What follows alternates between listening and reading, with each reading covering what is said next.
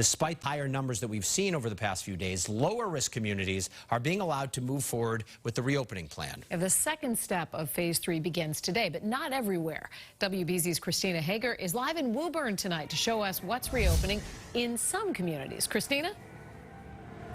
Well, Lisa, this is one business that's firing up the machines for this new reopening step. And today, employees spent the day putting down directional signs on the ground for social distancing.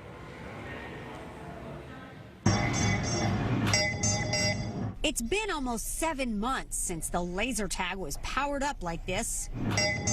You have to report back to that recharger. Blue team versus red through a dizzying black light maze. At this point, we're limiting this to 11 people total. Extreme craze in Woburn and Westboro are finally reopening. Our industry has been really devastated by this. A cleanup crew wiping down the inflatable obstacle course, installing acrylic shields, sanitizing stations, and signs. Huge, huge day.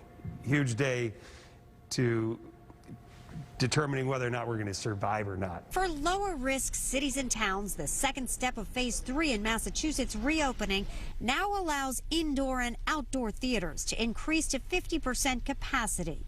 Indoor recreation can also have 50%. Trampolines, obstacle courses, roller rinks, and laser tag at the green light. Fitting rooms are back. Gyms, museums, and libraries also 50% capacity. It makes sense in some ways to sort of slowly start to open up more things, but the reality is that does increase the chance that transmission happens. The new ease in restrictions comes just as virus rates in the state are rising. Positive cases caused the middle school in Holliston and the high school in Falmouth to temporarily scale back their hybrid plans to remote only.